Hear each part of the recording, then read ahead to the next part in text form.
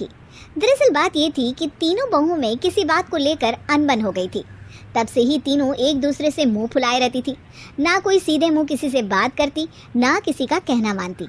पड़ोसी भी इस बात को जानते थे और जाने कैसे कैसे बातें भी करते। इसीलिए सासू माँ ने तीनों बहुओं को तुरंत अपने कमरे में बुलाया।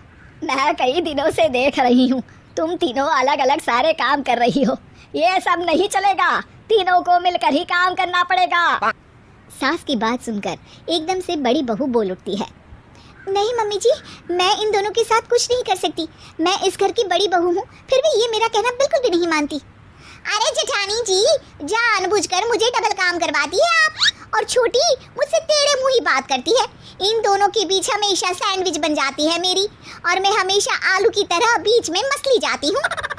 मम्मी जी, इन दोनों को लगता है कि मैं छोटी हूँ तो इनके पैरों तले दब जाऊंगी, लेकिन नहीं, मेरा भी उतना ही अधिकार है जितना इन दोनों का है। बड़ी आई दोनों मेरी चुगली करने के लिए, मुझे क्या कम समझ रखा है। तीनों बहू एक दूसरे से बहस करने लगती है और सास दोबारा ये देखकर टेंशन में आ जाती है और सबसे कहती है, चुप हो जाओ, अब से तुम तीनों सारे काम एक साथ करोगी, आंख बंद करके एक दूसरे की बात सुनोगी। तुम तीनों इस बात को गांठ बांध लो, वरना अगली छुट्टियों में तुम्हारा अपना मायके जाना कैंसिल। सास की बातें सुनकर डर के मारे तीनों हामी भर देती हैं। जी मम्मी जी, मैं समझ गई। हाँ मम्मी जी, जैसा आप कहें, आप जो कहेंगे मैं वही करूंगी। तीनों बहू सास की बात को गांठ बांध लेती है और वादा करती है कि अब से सारे काम वो तीनों एक साथ मिलकर ही करेंगी। ये सब देखकर सास खुश हो जाती है और वहाँ से चली जाती है। नीचे जाकर वो देखती है कि घर में शर्मा जी आए हुए होते हैं। सास जोर से आवाज़ लगाकर कहती है, अरे बहू, जरा चाय बनाकर तो लाना, शर्मा जी आए हैं। सास की बात सुनकर तीनों बहू तुरंत किचन की ओर भागती है और चाय बनाना शुरू कर देती है। मुझे तो एकदम मसाले वाली कड़क चाय पसंद है, तो हम शर्मा जी के लिए मसाले वाली चाय ही बनाएंगे। अरे नहीं दीदी, गर्मी के मौसम में मसाला चाय कौन पीता है? मैं तो शर्मा जी के लिए इलायची वाली चाय ही बनाऊंगी। ये कैसी बात कर रही हैं आप दोनों?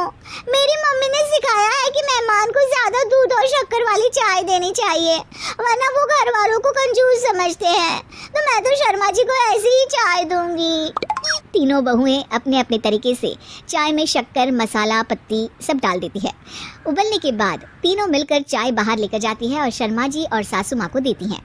चाय पीने के बाद शर्मा जी सासू माँ को देखकर शर्मा जाते हैं और शर्मिंदा महसूस करते हैं कि आखिर उन्होंने चाय पीने के लिए हामी क्यों भरी। सासू माँ भी चाय पीना शुरू करती है और कहती हैं, अरे बहू, ये कैसी चाय बनाई है? चाय है या मीठे दूध की बासुंदी? हाँ, चाय अच्छी नहीं लगी क्या? कोई बात नहीं, हम पराठा बनाकर लाते हैं। चलो चलो अंदर। हाँ हाँ चलो। हाँ आती हूँ मैं भी। नहीं, मेरा पेट चाय ने ही चौपट कर दिया, वही काफ़ी है। पराठे से पोपट नहीं करवाना, मैं तो चलता हूँ। शर्मा जी चुपचाप पतली गली से निकल जाते हैं। अगले दिन सास बहुओं से कहती है, अरे बहू, जाओ जाके ऊपर के गेस्ट हाउस की सफाई कर दो। कल हमारे यहाँ मेरे दूर के रिश्तेदार आने वाले हैं, तो पूरे कमरे को चमका देना, समझी? तीनों बहू सास की बात को मानकर ऊपर सफाई करने चली जाती हैं और तीनों कमरे की सफाई चालू कर देती है। बड़ी बहू मकड़ी के जाले साफ करती है, तो बीच वाली झाड़ू लगाना और छोटी वाली सर्फ डालकर ज़मीन धोना शुरू कर देती है। अरे दीदी, जेठानी जी, अभी मैंने पूरी फर्श धोई और आप फिर से धूल नीचे गिरा रही हैं। और मछली जेठानी जी, आप बिना झाड़ू की धूल यहाँ छटक रही हैं। अरे तीनों को साफ करना है, एक साथ सफाई करते हैं ना। अरे वही तो, हम साथ साथ हैं, घर साफ साफ है। तीनों बहू ऐसे ही काम में उलझ जाती है और 2 घंटे तक एक ही कमरे की सफाई करती रहती है। बहुत देर से अपनी बहुओं को ना देखने के कारण सास ऊपर कमरे में उन्हें देखने जाती है, लेकिन कमरे में घुसती ही वो गीली फर्श पर फिसलने के कारण नीचे गिर जाती है। ओरी मोरी मैया, हड्डी मरोड़ के रख दी, आए मेरी तो कमर ही टूट गई रे। तीनों बहुएं सास को उठाती हैं और बिस्तर पर सुला देती है। अरे मेरे हाथ पैर दर्द कर रहे हैं, दबा दो, आराम मिलेगा। हाँ जी माँ जी। अरे जी माँ जी, जी माँ जी। और तीनों बहुएं एक साथ सास के हाथ को दबाना शुरू कर देती हैं माँ की तो चीख ही निकल जाती है और नतीजा ये होता है कि सास के बचे हुए शरीर में भी दर्द उठ जाता है। हाय राम, ये क्या कर दिया तुम तीनों ने।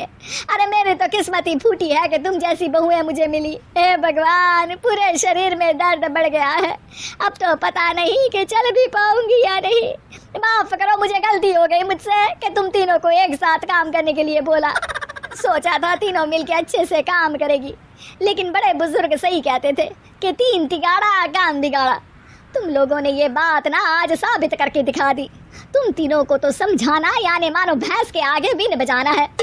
तुम्हें अकेले अकेले काम करना है ना, तो अब से तुम अकेले ही अपना अपना काम करो। तीनों बहुएं वहां से जाने लगती है। अरे कहाँ जा रही हो? आप ही ने तो कहा कि अपना अपना काम करो, तो मुझे मुल्तानी मिट्टी लगानी है। अरे मुझे भी तो नेल पॉलिश लगानी है। मुझे ना मेहंदी लगानी है। सास अपना सर पीट लेती है और कहती है, अरे मुझे भी लगाना है कुछ। क्या माँ जी, क्या माँ जी, क्या माँ जी? तुम्हारे घर वालों को फोन तुम्हारी हरकतें बताने के लिए।